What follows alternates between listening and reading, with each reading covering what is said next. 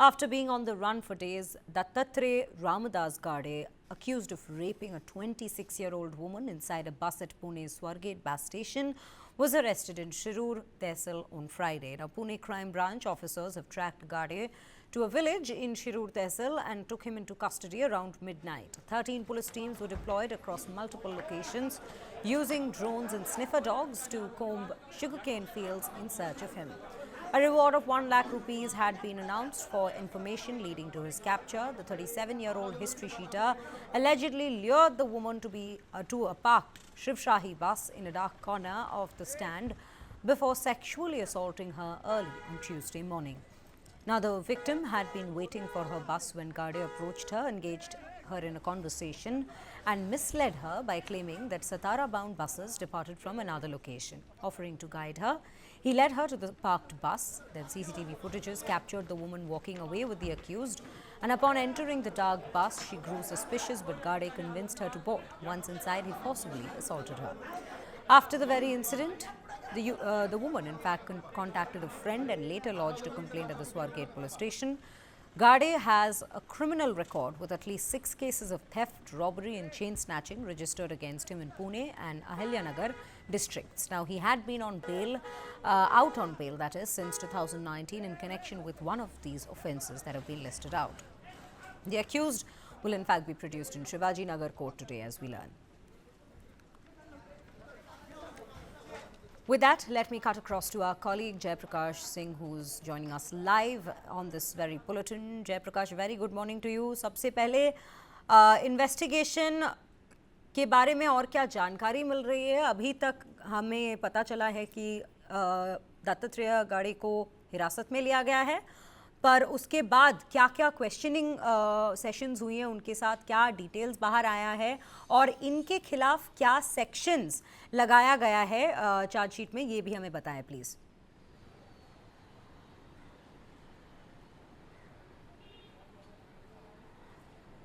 देखिए, सबसे पहले इसमें मैं आपको ये बता दूं कि आरोपी दत्तात्रेय गाड़े को गिरफ्तार कर लिया गया है। पुणे के लश्कर पुलिस थाने में इसे रखा गया है और लश्कर पुलिस थाने से इसे ससून अस्पताल ले जाया जाएगा, जहां से जो शिवाजी नगर कोर्ट है वहां पर आरोपी को पेश किया जाएगा। इसकी पुलिस रिमांड ली जाएगी और पूछताछ में 3 अहम बातें जो पुणे पुलिस जानना चाहेगी। वो पहली बात ये कि जब बलात्कार हुआ पुणे के स्वारगेट बस डिपो के अंदर, बस के अंदर उस पीड़ित महिला के साथ में, तो उस वक्त जो बस का जो दरवाजा था उसका एक्सेस किसने दिया इस आरोपी को? क्या वो दरवाजा पहले से खुला हुआ था? अगर खुला हुआ था बस का दरवाजा तो ये बहुत बड़ा लूपहोल है, उसको लेकर अलग से जांच बिठाई जाएगी।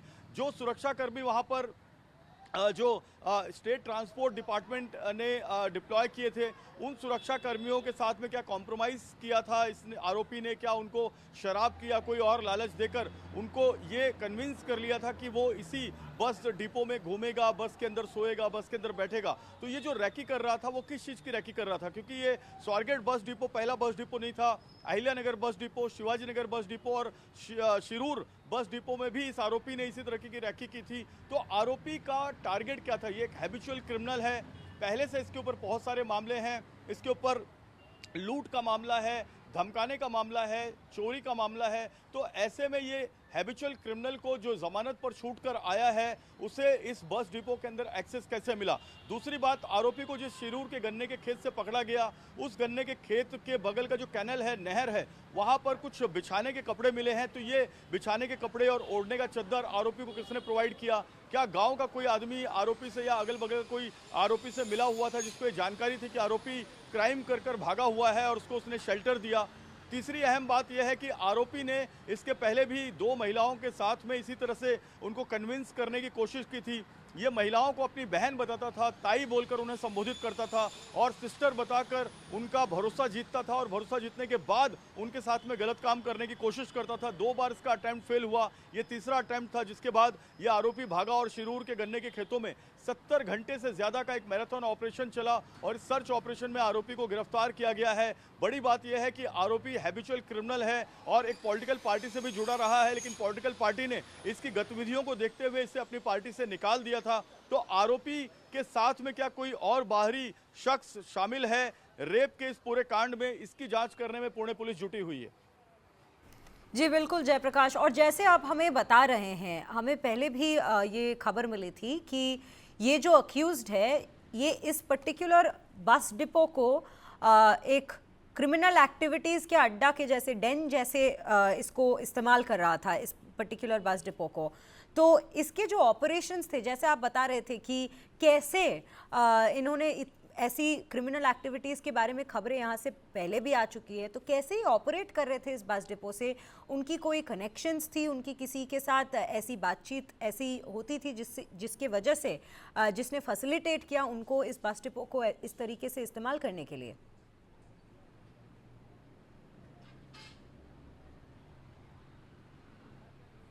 बिल्कुल यही जांच का बहुत बड़ा विषय है कि आखिर ये जो स्वारगेट बस डिपो है पुणे का, वहाँ पर कितने दिनों से ये पूरा रैकी कर रहा था, कितने दिनों से वहाँ पर घूम रहा था। ये हैबिचुअल ड्रिंकर भी है, शराब की इसको लत है।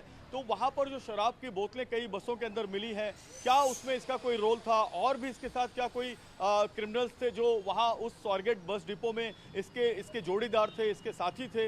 इन तमाम चीज़ों की जानकारी बटोरने में पुणे पुलिस जुटी है और यही वजह है कि पुणे पुलिस ने जब इस आरोपी को गिरफ्तार किया डॉग स्क्वाड और ड्रोन की मदद से, तो उसके बाद इस आरोपी को जो स्वारगेट पुलिस स्टेशन है वहाँ न ले जाके इसे जो लश्कर पुलिस स्टेशन है यहाँ लाया गया है और यहाँ से इसे अस्पताल ले जाकर इसका कोर्ट रिमांड लेगी पुलिस। और कोर्ट रिमांड लेने के बाद इन तमाम सवालों के जवाब आरोपी से और उसके साथ जितने भी लोग कनेक्टेड हैं, इसका सीडीआर पुलिस के पास है, यानी कॉल डेटा रिकॉर्ड पुलिस के पास है। बलात्कार के पहले और बलात्कार के कुछ समय बाद तक इसने अपने मोबाइल का इस्तेमाल किया। उसके बाद इसने अपना मोबाइल स्विच ऑफ कर दिया था मंगलवार को, और मंगलवार, बुधवार और गुरुवार ये तीनों दिन इसने अपना मोबाइल इस्तेमाल नहीं किया। यही वजह है कि पुलिस को इसे ढूंढने में बहुत बड़ी दिक्कत आई। शिरूर में, मावड़ में, पुणे, पिंपरी चिंचवड़, इसके अलावा जो अगल बगल के जो वेंसिटीज़ हैं वहाँ पर इसकी तलाश की गई और करीब 100 पुलिस वालों की टीम लगातार 72 घंटे 70 घंटे इसकी तलाश करने के बाद इसको पकड़ने में कामयाब हुई।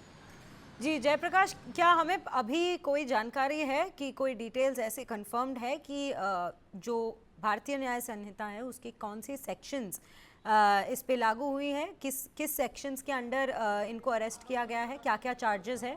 क्योंकि हमें पता है कि ये एक हिस्ट्री शीटर रह चुके हैं, इनके इन्वॉल्वमेंट बाकी क्रिमिनल एक्टिविटीज़ में भी पिछले टाइम से रहा है। तो इसके पर्टिकुलर विषय में कोई और ऐसी सेक्शंस जो जुड़े हैं इस केस में भी?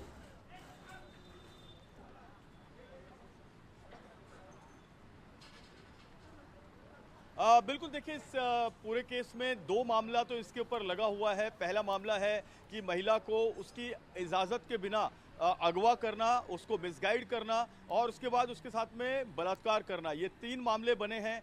धमकाना, धमकी देना और इसके बाद इस पूरे मामले में लार्जर क्रिमिनल कॉन्स्पिरेंसी क्या कोई है, ये सेक्शंस बाद में ऐड हो सकते हैं क्योंकि इसके ऊपर 3 से ज़्यादा पुराने मामले हैं, तो इस पे मकोका भी लगाया जा सकता है। लेकिन अभी ये पुलिस की जांच का विषय है और पुलिस जांच के बाद इस मामले में ज़्यादा सेक्शंस को जोड़ सकती है भारतीय न्याय संहिता के अलग अलग धाराओं को।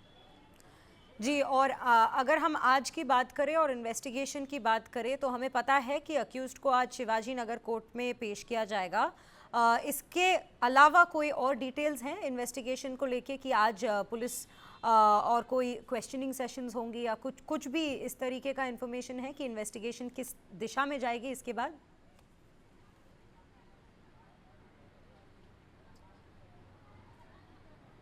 बिल्कुल, देखिए सबसे बड़ी बात पुलिस को ये पता लगाना है कि आरोपी अकेला इस क्राइम को अंजाम आरोपी ने दिया है या उसके साथ इस क्राइम को अंजाम देने में किसी की कोई साजिश या साजिश का हिस्सेदार कोई है। तो इसके लिए पुलिस उसको निश्चित तौर पे स्वारगेट के उस बस डिपो में ले जाएगी।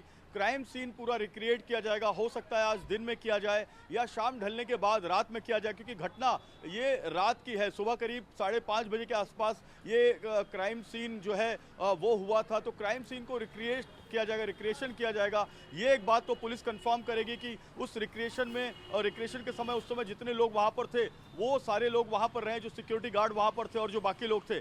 दूसरी अहम बात इसमें यह है कि जो गांव में वो गया था भागकर, उस गांव में उसको शेल्टर देने में किसी ने मदद की।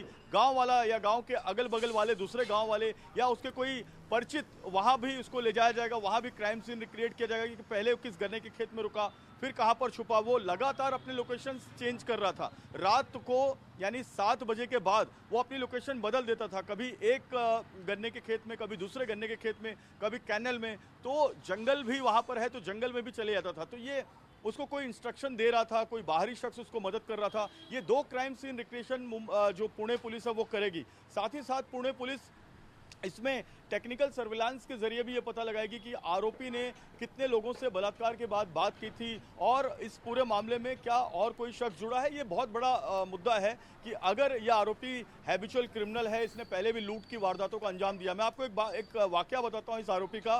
कुछ साल पहले यानी 2-3 साल पहले इसने एक अपनी गाड़ी खरीदी थी शिरूर से अहमदनगर यानी अहिल्या नगर आज का जो है, वहाँ पर ये अपनी जो ये टूरिस्ट की कार है उसको चलाया करता था।